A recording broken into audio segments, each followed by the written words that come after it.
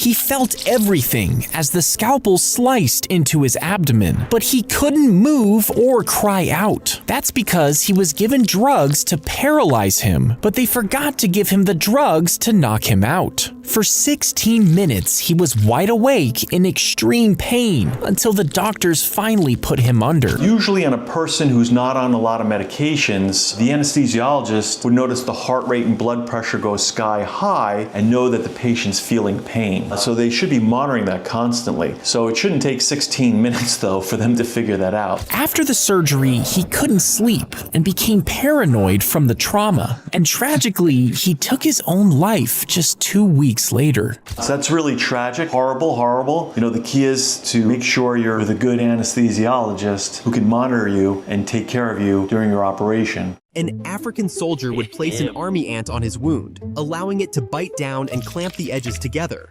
Then, he would twist off the ant's body, leaving the head and mandibles in place as stitches. So you'd have to find large enough army ants with strong mandibles to do this. This is an actual way some people would do this, armies would do this, in remote areas like jungles. He would repeat this process until enough ants were used to secure the wound and wait for it to heal. So like I said, this would replace stitches or staples, and the head would naturally fall off in a couple days. This works because these ants have very powerful mandibles which can tightly clamp and don't let go. And once again, it's mainly done in remote jungle or combat settings where medical help is unavailable. The doctor carefully inserts the endoscope through your mouth, navigating it down your esophagus and into your stomach. So the stomach reduction surgery is kind of interesting. It's not done by a plastic surgeon. It's usually done by a specialized gastroenterologist. They originally do a lot of upper endoscopies, which is a look inside, but this is a relatively new procedure, and it's only being done by a few people who specialize in this. Once inside, they strategically place a series of durable sutures along the stomach's inner wall.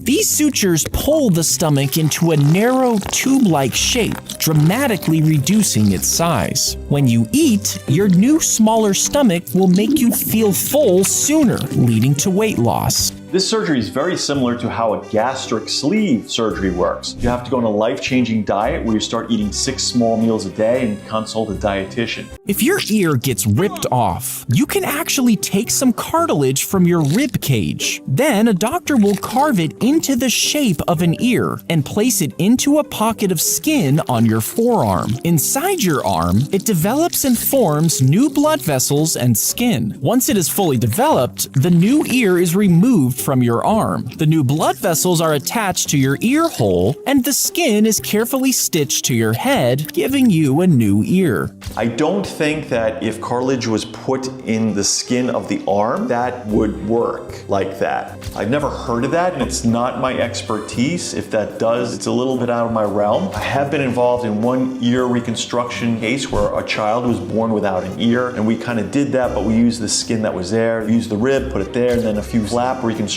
his ear came out. It made actually a good looking ear. Obviously it's not functioning, but it made a nice looking ear. Brain surgery is sometimes performed while the patient is awake, and this is done to help surgeons avoid damaging critical brain areas. You see, they'll ask the patient to perform tasks like speaking or moving their arms. I've even heard of one particular patient was playing his guitar while they're doing brain surgery. It's really amazing. And by directly observing their responses, surgeons can precisely navigate around crucial brain regions, ensuring essential functions remain intact.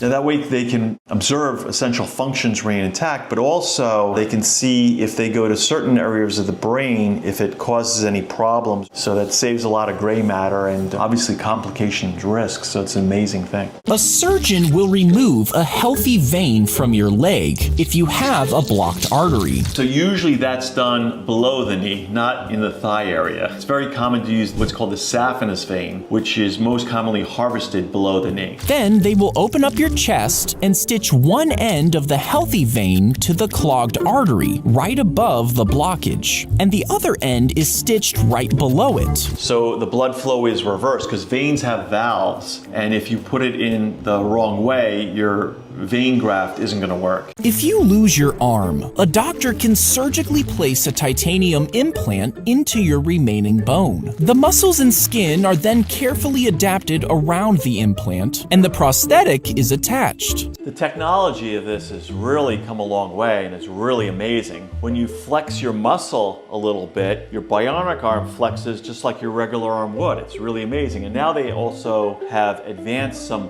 pressure sensor technology so that you can actually grip things and you can put different pressures on your grip, which are truly amazing. Have you ever wondered why even a slight injury to your testicles causes you deadly pain? When any part of your body gets injured, the nerves present in that part send signals to the brain. So there are a lot of nerves in this. There's the ilioinguinal, the genitofemoral, and pudendal nerves, which innervate this with thousands of nerve endings. But only we boys know how terrible the pain is in the testicles. Most of our body is made up of bones and muscles which absorb any impact on your body. That's why we feel less pain in this parts. So there's no bone or muscle protection in this area to help you out, unlike other parts of the body, so it's highly exposed and vulnerable to injury. But when you injure your testicles, more than 4,000 extremely sensitive nerves send signals to your brain.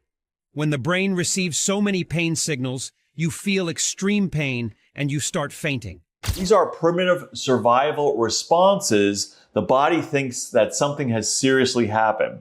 And basically, this has been around from an evolutionary standpoint, so it's believed this sensitivity is actually a protective mechanism to avoid damage to the reproductive organs, which are critical for passing on genes.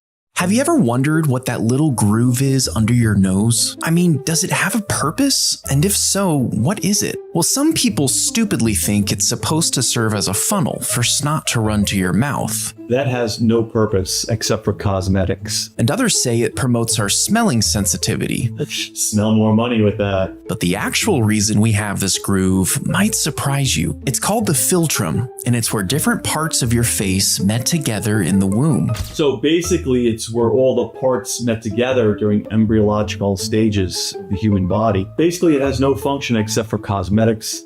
If you get rabies, the virus travels from the wound to your brain. As it reaches your brain, you'll start to experience flu-like symptoms. Over time, it can cause confusion, agitation, and even a fear of water. You can also have a fear of air. These are later symptoms. So initially there's an incubation period from a few weeks to several months, and then the progression of the disease can happen quite rapidly. And this fear of water makes swallowing almost impossible, leading to excessive saliva that foams out of the mouth. Yeah, this would happen in late stages. Basically, you could go in a coma, have muscle weakness, paralysis. But before then, you would basically get like fever, headache, sore throat, loss of appetite, cough, tingling, itch. And then full rabies, you'd get fear of swallowing, fear of air, fear of water, muscle spasms as well. After a while, you'll go into a coma, and with no cure, you'll eventually die.